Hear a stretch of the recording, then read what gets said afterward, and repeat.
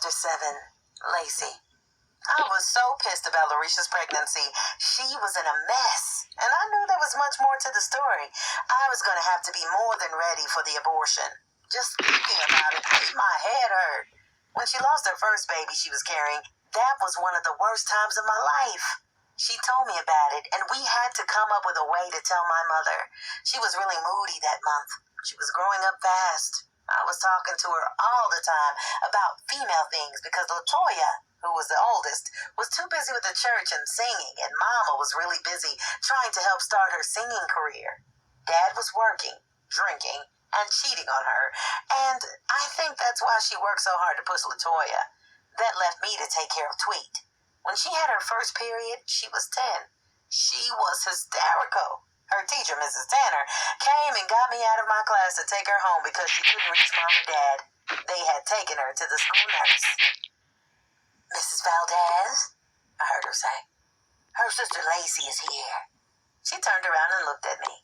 She had calmed her down a little bit. When she saw me, she knew I was going to make everything all right.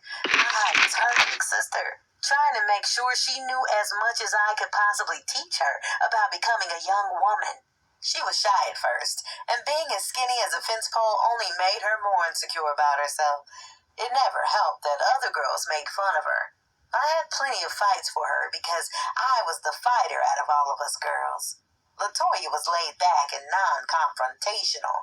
Larisha was easy to get her feelings hurt, and me, I was the ass kicker, the enforcer in the family. The word was, Lacey don't play around, and that reputation followed me most of my life. I took her in the office restroom, cleaned her up, and showed her how to use an always fed. Mrs. Overton, the school principal, finally got in touch with Mama, and we got to leave school early. Mama picked us up. "Tweet, there's nothing to be ashamed of. It's a natural thing for women," my mother explained as we walked in the door of our house. "Now, Lacey Ann, you make her some cookies and give her my doll. You'll feel better soon, baby girl. I have to go back to work," she said, giving us both a hug. One thing about our mother, she had a compassionate side. She didn't even like to see a stray dog go hungry. That was the one good thing I could say about her. After all the things my dad put her through, she tried to keep her spirits up around us. We all went to church together at first. Then when Dad started drinking, only Mama saw fit that we got dressed and made Sunday morning service at Pastor Shelby Sr.'s church. We would see Latoya tear the roof off with her gospel singing. Soon she started acting strange and wasn't the same anymore. The closeness we had as sisters were lost. My dad's friend Willie started coming around, and Latoya said she couldn't stand him. She said he was a dirty old man, and for Tweet and me to keep our distance from him. Daddy would go play cards and sometimes came back in the wee hours of the morning.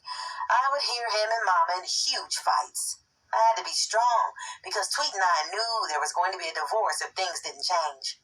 Uncle Cliff was coming down in 2 weeks like he did every year. I had a plan to tell him all about how his brother was ruining our family. Tweet's hair was falling out. I was having issues with my stomach. Mama knew it was the stress Dad was putting us all through. I needed to talk to somebody, anybody. Pastor Shelby was my first choice. I was going to make an excuse after Sunday services to tell him all about it. But then I got the worst news I could have ever heard. Mama had to work late. Daddy was out with his drinking buddies. Latoya was on a trip to St. Louis to sing. I had just turned 15, but we had to wait until Saturday to celebrate because Mama had to work right up until Friday. I'm in bed but not sleepy because I had a huge headache. Tweet's room was across from mine. I kept thinking I heard whispers. Tweet was horrible when it came to keeping her voice low. I sat up in bed and started to listen hard. My brain felt like a jazz band was playing in it. Did Tweet have somebody in her room? I was going to kill her 13-year-old ass if she did. Mama wouldn't come in until 2 a.m., and she had left me in charge. I sat for a minute, trying to wait for the conductor to take 5. Then I heard it again. I slowly slipped out of my canopy-draped bed. I walked slowly to the door, picking up my house coat at the end of my bed. I had my door cracked, so I opened it and peeked out. Hers was closed, and when we went to bed, it was opened. "Trey, what are we going to do about it?" I heard her say. Trey was a boy that was in the same grade as me. He had all the girls chasing him because he was cute and was on the football team. But what was Tweet doing talking to him? I pondered this thought as I moved closer to hear what she was talking about. I'm not having an abortion. Hell no, she said in anger. When I heard that, I got so pissed, I opened the door. Tweet, I shouted. She was in the window in her room on her cell phone. I scared her as her phone flew out of her hand. I walked into her room, looked right into her eyes, and said, "Are you freaking pregnant?" She started crying, knowing that we both would be in trouble. I was so mad. My head was already pounding, and now this. I'm going back to bed. We'll have to talk more about this in the morning. She looked up at me, tears rolling all over her cheeks. I'm so sorry, Lacey, she said with remorse. I gave her a hug. We'll find a way to work it all out. I love you. I returned to my room. I knew Daddy was going to say it was my fault. I have to think it could be Mama because she put me in charge. And now Tweet is going to have us both in hot water. I put my hand upon my head as the bass drum started pounding again. I could not sleep that night. How she ever had time to have sex, I have no idea. We went to school together and came home together. Trey, of all the boys, how in the heck did she even start a relationship with him without me knowing about it? Tomorrow, he's the first person I was going to confront. He has got my baby sister pregnant and ruined her life. He was going to have to answer to me.